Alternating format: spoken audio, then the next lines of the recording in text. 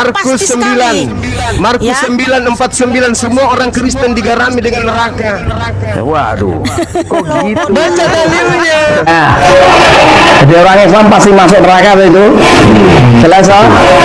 Yang tidak masuk neraka yang takwa, betul?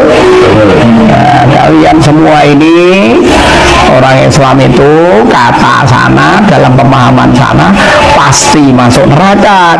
Iya baik, shalom, salam damai sejahtera Bapak Ibu Saudara sekalian. Pertama-tama saya ucapkan terima kasih banyak buat teman-teman sahabatku sekalian yang sudah mendukung dan mensupport perkembangan channel ini. Dan saya akan tampilkan sebuah video debat terlucu menurut saya Gurunda Juma yang selalu disanjung-sanjung oleh pengikut-pengikutnya. Kali ini ia dibungkam oleh kedua Tadin cantik di dalam video berikut ini teman-teman ya. Dia kemudian dibungkam karena di mana Ustadz Juma berdalih mengatakan bahwa umat Kristen atau orang Kristen itu akan masuk neraka. Semua orang akan digarami, Kristen akan digarami dengan api neraka.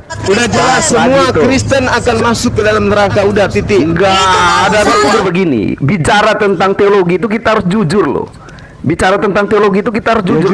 Jujur. Ayo, makanya kenapa enggak kasih kesempatan saya ngomong? Masalahnya Anda shaming dan Anda tidak berkata jujur tuh. Video tadi itu diskusinya panjang teman-teman, tapi saya ambil bagian-bagian penting yang perlu saya bahas karena menurut saya apa yang dikatakan oleh Ustadz Juma ya di dalam selipan-selipan bahasanya ya mengatakan atau berasumsi bahwa orang Kristen itu tempatnya di neraka.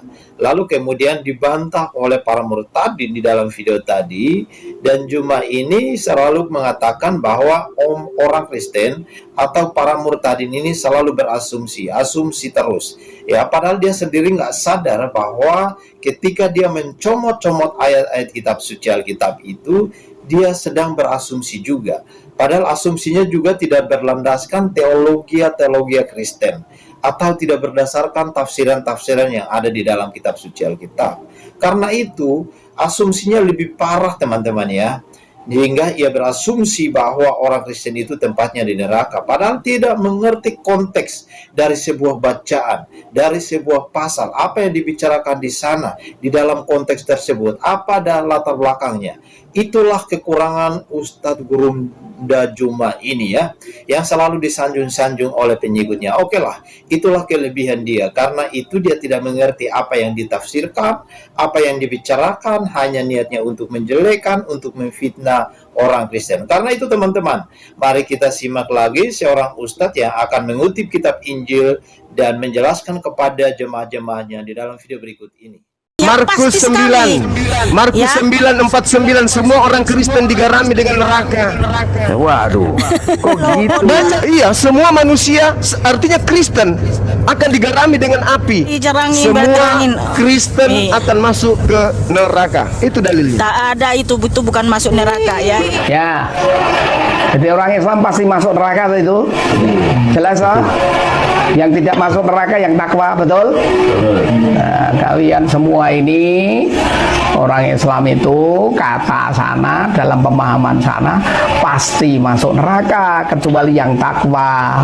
Video perdebatan tadi itulah selipan-selipan yang sudah saya ambil buat kita semua untuk kita pelajari dan kita bahas. Nah, dalam video berikut ini tidak kalah serunya juga teman-teman, seorang ustadz mengutip sebuah ayat Injil di dalam Injil Lukas kemudian menjabarkannya kepada jemaat-jemaatnya tentang kebangkitan Yesus Kristus dan menjelaskan tentang ketuhanan Yesus. Ketika ia meyakinkan tentang jemaat-jemaatnya, jemaatnya bingung teman-teman ya. Langsung aja kita simak video berikut ini. Diterangkan di dalam Lukas ayat pasal 20 ayat 36. Sebab mereka tidak dapat mati lagi. Mereka sama seperti malaikat dan mereka adalah anak-anak Allah karena mereka telah dibangkitkan. Artinya orang kalau dibangkitkan itu berarti tidak mati lagi dan mereka tidak berbentuk jasad tapi seperti malaikat-malaikat. Bukan dalam bentuk kasar, tapi dalam bentuk yang halus. Tetapi dikatakan di sini bahwa Yesus bangkit dari kematiannya bukan seperti malaikat, bentuk kasar. Dalam Injil Lukas pasal 24 39 sampai 43 diterangkan juga ada di situ, lihatlah tanganku dan kakiku. Setelah bertemu sama muridnya ini ketakutan, ini hantu yang datang ini. Gitu loh. Wah, ini makhluk halus ini yang datangi. Kok ini Yesus datang lagi? Ceritanya begitu. Lihatlah tanganku dan kakiku. Aku sendiri inilah.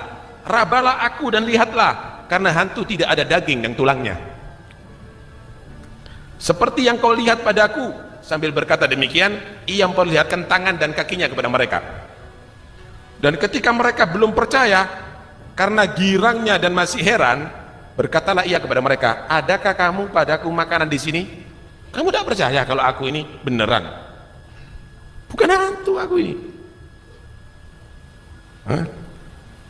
Kepingin bukti yang lainnya? Adakah padamu makanan di sini? Ada makanan nggak di sini? Lalu mereka memberikan kepadanya sepotong ikan goreng. Ia mengambilnya, Yesus mengambilnya dan memakannya di depan mereka. Oh iya beneran, kalau hantu tidak makan ikan goreng berarti.